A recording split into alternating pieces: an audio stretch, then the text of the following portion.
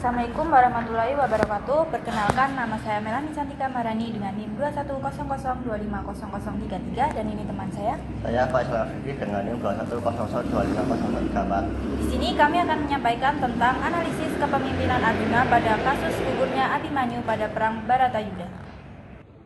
Yang pertama adalah latar belakang. Arjuna adalah nama seorang tokoh protagonis dalam wiracarita Mahabharata. Ia dikenal sebagai anggota Pandawa yang berparas menawan dan berhati lemah lembut. Dalam Mahabharata diriwayatkan bahwa ia merupakan putra Prabu Pandu, raja di Hastinapura, dengan Kunti atau Pepta, putri Prabu Surasena, raja Wangsa Yadawa di Mahathura. Kelahiran Arjuna terjadi dalam keadaan khusus. Prabu Pandu dikutuk sehingga tidak dapat memiliki keturunan secara biologis. Untuk mendapatkan keturunan, Prabu dan Kunti menggunakan anugerah dari Resi Durwasa yang memungkinkannya memanggil dewa dan memperoleh anak dari dewa.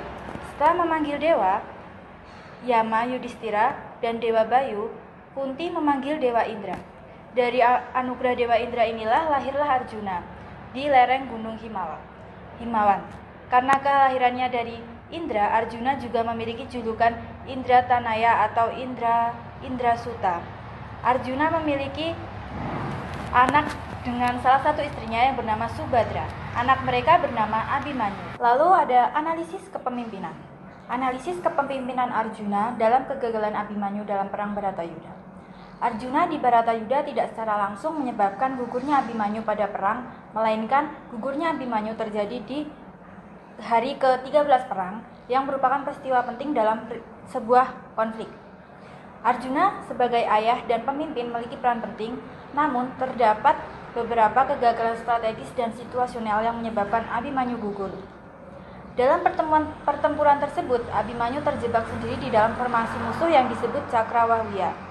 Karena strategi licik yang dirancang oleh Panglima Kurawa, Pandita Durna, saat Arjuna dipancing musuh keluar dari medan utama, Abimanyu tertinggal tanpa perlindungan yang memadai.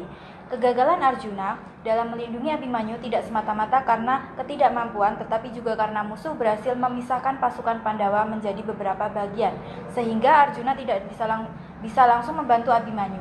Hal ini menyiratkan kegagalan koordinasi dan strategis yang kurang optimal dari pemimpin Pandawa pada saat itu.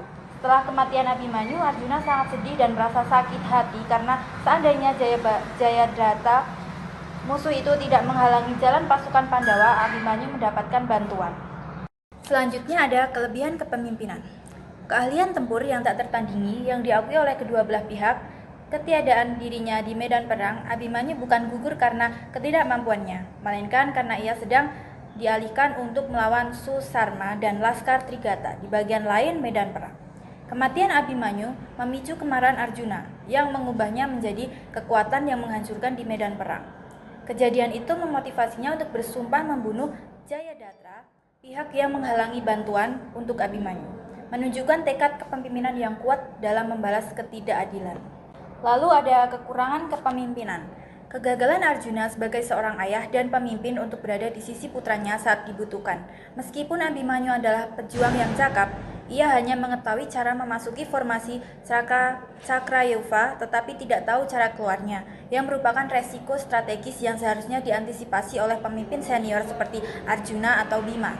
Arjuna sempat mengalami dilema moral dan kebingungan menolak bertempur melawan kerabatnya sendiri yang menunjukkan kerentanan emosional yang bisa dieksploitasi oleh musuh.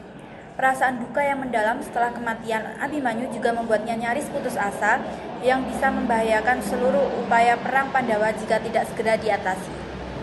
Kesimpulan, Arjuna menunjukkan kepemimpinan yang kuat dan penuh tanggung jawab, tetapi juga menimbulkan kesedihan. Dalam gugurnya putranya, Abimanyu dan Arjuna berjanji untuk membalaskan dendam kematian Abimanyu kepada keluarganya dan tekad kuat dalam menghadapi musuhnya. Arjuna belum mampu menyampaikan secara lengkap kepada putranya sebab Abimanyu hanya mengetahui cara masuk formasi, bukan cara keluarganya. Hal ini memperlihatkan bahwa kepemimpinannya dan gugurnya Abimanyu pun memotivasi Arjuna untuk bertindak lebih gigih dalam peperangan demi membalaskan kematian putranya dan melindungi kelompok Pandawa. Lalu selanjutnya ada pembelajaran yang dapat diambil dari kepemimpinan Arjuna. Yang pertama adalah keseimbangan emosi dan strategi. Pemimpin harus mampu mengelola emosi pribadi saat krisis tanpa mengorbankan tujuan strategis yang lebih besar. Yang kedua ada pentingnya komunikasi lengkap.